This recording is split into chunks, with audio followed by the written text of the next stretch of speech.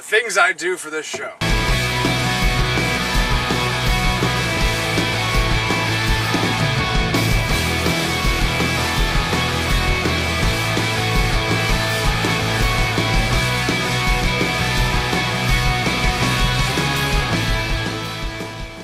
Hello everyone, welcome to a very special draft edition of the Buffalo Bills pregame show. Your friend Randy hosting, Jared commentating, Nakia reporting live on location. Thank you so much for joining us here on the scenic downtown Buffalo on the tranquil waters of Lake Erie. And draft season is upon us. Definitely. It's like the worst time of year. I mean, we're sitting around focusing on players who will not be contributing for 3 or 4 years down the road. All this time and energy. What I like about the baseball draft is that you don't even have to worry about those guys for like 5-6 years. And the NFL is all about hype. This is a part of the hype machine, and we are feeding into it. Glad to be here. I'm going to disagree on part of that, just because, exactly, baseball, no one cares about the draft because, you're right, you don't see the players for 7 years, so who cares about that draft? But this draft, you actually see the players play. They do play, but I mean, other than the elite top 2 or 3, I mean, they're mostly no-shows for a couple of years. Like, the draft, you really can't even grade a draft 3 years down the road. Even Mel Kiper and Todd McShay will tell you that. I mean, you're looking at something, focusing on something, putting so much energy on something that is ultimately a huge waste of everyone's time. So thank you for joining us. And to make it an even bigger waste of time this year, the Bills, I like the draft. Shock, had a great free agency.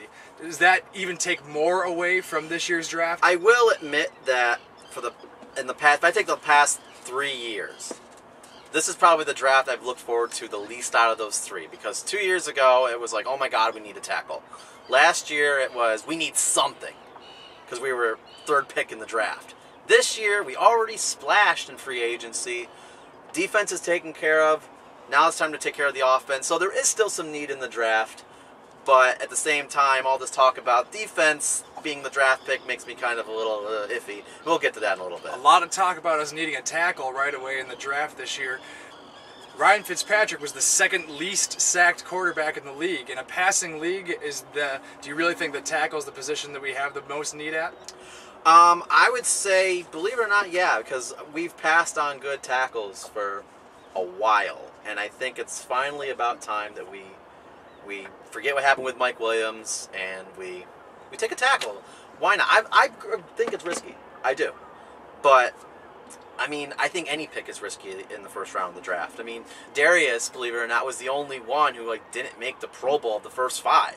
You know, that doesn't mean he's going to have a horrible career, but out of all those first 5, he had the least impact last year. So, but don't you feel that the Pro Bowl is more of a popularity contest, and because of the popularity of the draft, that rookies get shoved into the Pro Bowl before they absolutely need to be? Well, yeah, I think Cam Newton being there and Andy Dalton being there were kind of jokes, but especially the way the season played out for Andy Dalton. Yeah, I mean, personally, I think Ryan Fitzpatrick should have been in the Pro Bowl. In your unbiased opinion. Yeah, but we're getting a little off topic here. So you have a mock draft prepared? Yes, I do. So who are the Bills ending up with? Okay, let me go through the first top 10 picks. Here we go. Colts, Andrew Luck. Redskins, RG3. Vikings, Matt Calais. I hope I'm saying his name right. Browns are going to go with Trent Richardson. They just got rid of Peyton Hillis. They need a running back. Buccaneers, Morris Claiborne. Best corner in the draft, might as well take him. The Rams are finally going to get their receiver. They're going to go with Justin Blackmon. Isaac Bruce isn't playing for them anymore? He retired a while ago. The Jaguars, I have them surprisingly going with Michael Floyd. I think they're going to go receiver and kind of shock everyone. That's what the Jaguars generally do. Dolphins, they got to pick quarterback at this point. They're going to go with Ryan Tannehill. Panthers, they have a pretty lax pick. I think they're going to go with Fletcher Cox, though, the D-tackle, get some more defense going on there since they got the offensive pick last year. And finally, Buffalo Bills, they will go with Riley Reiff, the offensive tackle, at number 10. So is that the safe pick? I'd say so. What about you? I think that creating a top 10 mock draft this year is an effort and a futility. I think there's going to be trading all over the place. With the new collective bargaining agreement, rookies are at a premium. I think teams are going to be tripping over themselves to try to get the quarterback that they want to. So I'm going to go off the chart and say everyone's going to choose a quarterback, which lands the Bills at about Ryan Lindley from San Diego State. We need to address the quarterback problem here in Buffalo. Ryan Fitzpatrick is a Band-Aid, and anything to advance the conversation about getting a franchise quarterback in here that will win. But that's just my humble opinion. It's a pass-driven league, and we do not have a Super Bowl winning quarterback. Nakia, what do you think? Alright, so here we go for the top 10. Of course, Andrew Luck is going first because Indianapolis needs a quarterback. Thanks, Peyton Manning, for going to my Broncos. Next up, we got RG3, also another quarterback because the Skins are in desperate need too. Then we got the Vikings who need an O-line. They got a decent quarterback, so they need some protection. Then, number 4, we got the Browns. Let's go with Trent Richardson, the running back. Peyton Hillis was okay for a couple years, but I think we need some new blood in the Browns. The Bucks need some help on defense, so we're going to go with LSU's Morris Claiborne in a number 5 spot. The Rams need a receiver. Those guys are getting kind of old out there, so let's go with my pick, Oklahoma State's Justin Blackman. For number 7, the Jags. A lot of people have them picking defense. I'm going offense with the quarterback. We're going to go with Brandon Weeden for the Jags. Miami's picking number 8. Of course, they're in our division. They need a quarterback too. We're going to go with Ryan Tannehill from Texas A&M for Miami. Then number 9, the Panthers. They need an offensive line person, so we're going to go with Melvin Ingram from South Carolina State. And of course, last but not least, our Buffalo Bills need some wide receivers. We don't have a true number 1, so let's go with Michael Floyd from Notre Dame. All right, now back to you, Randy. Thank you, Nakia.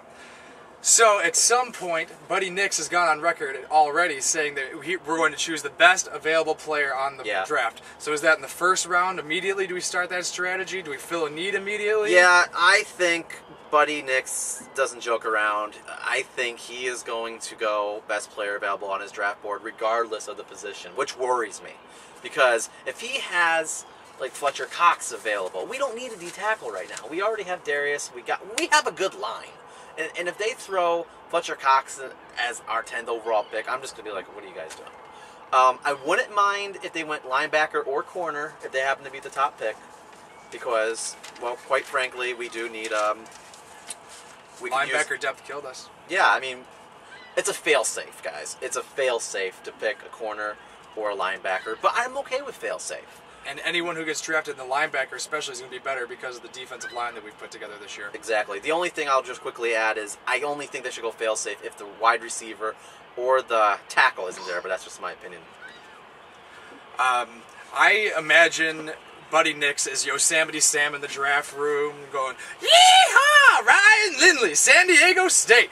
He's going to choose the best available player that he's going to help the team. Whenever, I don't know. He's a wild gun. He's a loose cannon, and he likes proving the media wrong. Yeah. He likes people making predictions and then showing them that they weren't right to begin with. So, I don't know.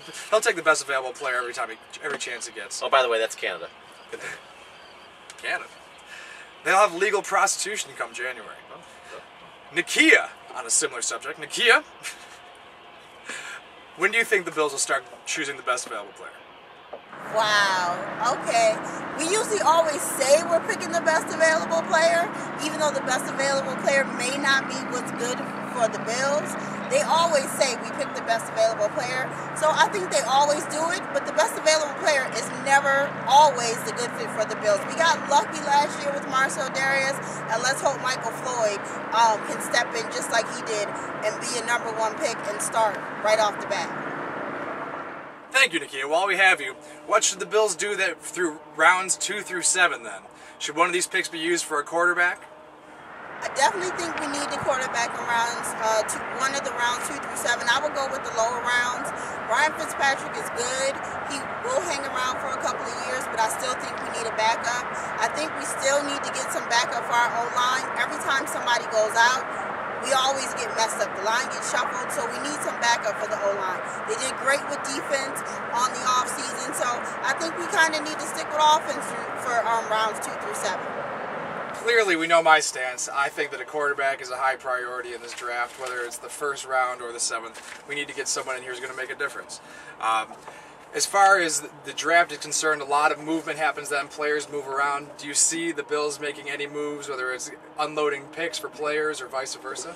I think that no, we're not going to make a blockbuster trade, especially after the first round. There's just no room for it there. I don't see us trading a pick away for a player. That would be exciting. That'd be kind of neat. Like if we trade away our second rounder for a wide receiver or something like that. That'd be kind of cool.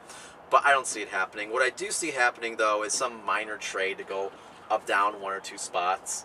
But one thing I'm really excited about, and I know this wasn't really the question, we picked third to last this year. We're nearly Mr. Irrelevant this year in the draft. So I'm curious to see what the Bills are going to do with almost the last pick. Last year we got Michael Jaspers, so let's see what crazy thing they're going to come up with this year. I agree, there won't be big trades, but if anything else, because this is just not a trade league, the NFL is not a place where major trades happen very often, so the odds say it's not going to happen. That wraps up our draft show, live from Lake Erie, or Yep.